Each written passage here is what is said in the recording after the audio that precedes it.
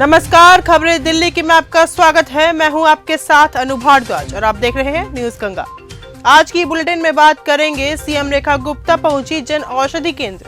बताएंगे आपको 30 हजारी कोर्ट का ऐतिहासिक फैसला। दिखाएंगे आपको दिल्ली में मौसम का हाल और बुलेटिन के आखिरी में देखेंगे कब घटेंगे कूड़े के पहाड़। लेकिन दिन भर की तमाम खबरों से पहले एक नजर डालेंगे सुर्खियों पर। सीएम चुने जाने पर फिल्म नायक की नायिका जैसा महसूस हो रहा, सीएम रेखा गुप्ता का दावा। ढाबे में परोसी जा रही थी अवैध शराब, छापा मारकर पुलिस ने किया मालिक को गिरफ्तार।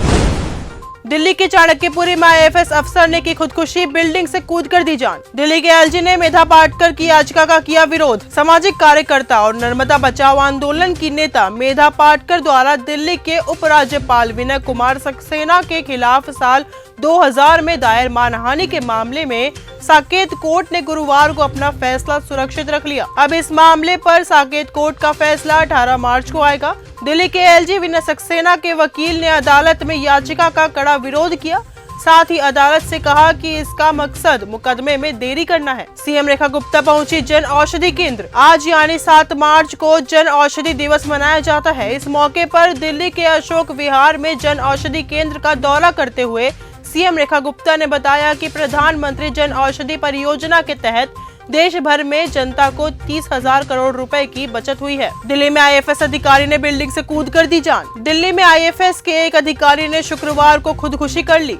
अधिकारी की पहचान जितेंद्र रावत के रूप में हुई है। वह उत्तराखंड के रहने वाले थे। जितेंद्र रावत ने बिल्डिंग से कूदकर अपनी जान दे दी। वह कुछ समय से डिप्रेशन से गुजर रहे थे। जानकारी मिलते ही दिल्ली पुलिस की टीम मौके पर पहुंची और तहकीकात शुरू कर दी। कांग्रेस नेता संदीप दीक्षित ने अरविंद केजरीवाल को घेरा। कांग्रेस के वरिष्ठ नेता संदीप दीक्षित ने एक बार फिर आम आदमी पार्टी को घेर लिया है। आपके राष्ट्रीय अध्यक्ष अरविंद केजरीवाल के पंजाब की राजनीति में जाने की अटकलों को लेकर पूछे गए सवाल पर उन्होंने प्रतिक्रिया दी है। कांग्रेस नेता ने तंज कसते हुए कहा कि दिल्ली में सत्ता गंवाने के बाद मनीष सिसोदिया और अरविंद केजरीवाल पंजाब पहुंच गए हैं। 30 हजारी कोर्ट का ऐतिहासिक फैसला। दिल्ली की 30 हजारी कोर्ट ने 2017 में एक व्यक्ति और उसकी 2 नाबालिग बेटियों पर तेजाब फेंकने के मामले में दोषी को 10 साल की कठोर कैद की सजा सुनाई है।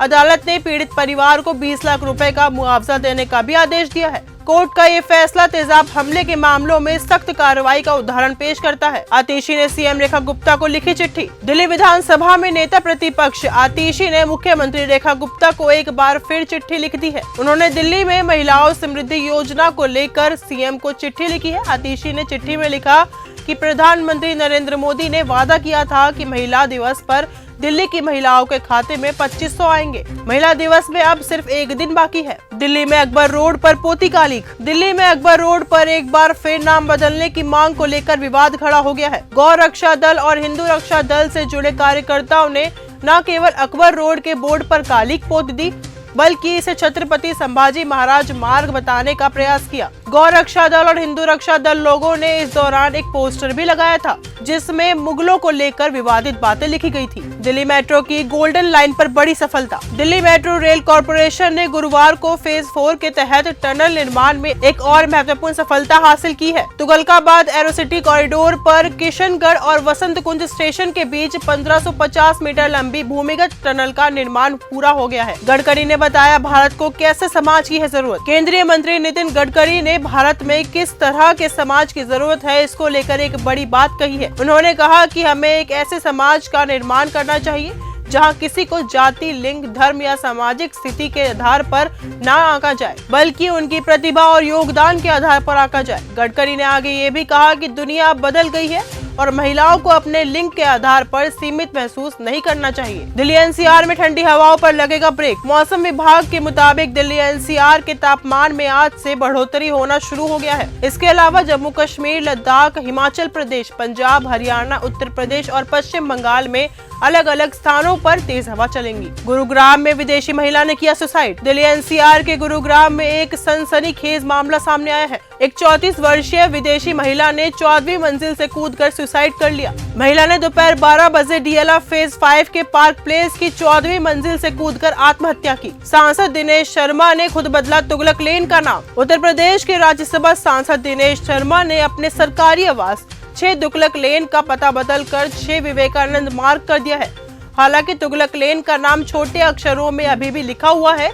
ये घटना दिल्ली में भाजपा विधायक द्वारा कई इलाकों के नाम बदलने की मांग के बाद आई है, जिसमें पहले से ही विवाद चल रहा था। दिल्ली में होली और रमजान के बीच फल सब्जियों की कीमत में उछाल। महाशिवरात्रि के बाद अब रमजान के पाक महीने में राजधानी दिल्ली के बाजारों में फल और सब्जियों के दाम आसमान छू रहे हैं। रमजान के दौरान इफ्तार और सहरी में जरूरी खाद्य सामग्री अब महंगी हो गई है, जिससे आम लोगों की जेब पर काफी असर पड़ रहा है। सेब, केले, अंगूर, तरबूज और खरबूज जैसी चीजें अब लोगों की पहुंच से बाहर होती जा रही हैं, जिससे लोग खासे परेशान हो रहे हैं। रेखा गुप्ता ने बताया, कब घटेंगे कूड़े के पहाड़। दिल्ली में बड़े बड़े कूड़े के पहाड़ जमा हैं और इनके आसपास रहने वाले लोगों के लिए मुसीबत का सबब बन चुके हैं। दिल्ली की मुख्यमंत्री रेखा गुप्ता ने कहा कि लैंडफिल साइट को अगले 2 साल में 80% तक साफ किया जाएगा। उन्होंने बताया कि हाल ही में भलसवा लैंडफिल के बड़े हिस्से को साफ करके वहां 54,000 बैम्बू प्लांट लगाए गए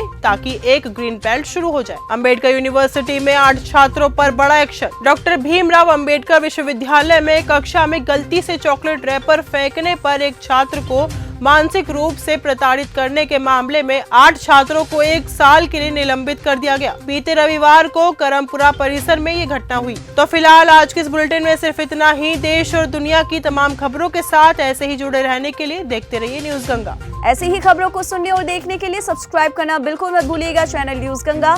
खबरें अच्छी लगी तो लाइक का बटन दबाना बिल्कुल मत भूलिएगा। कमेंट बॉक्स में टाइप भी कर सकते हैं और हाँ, शेयर करना भी बिल्कुल मत भूलिएगा।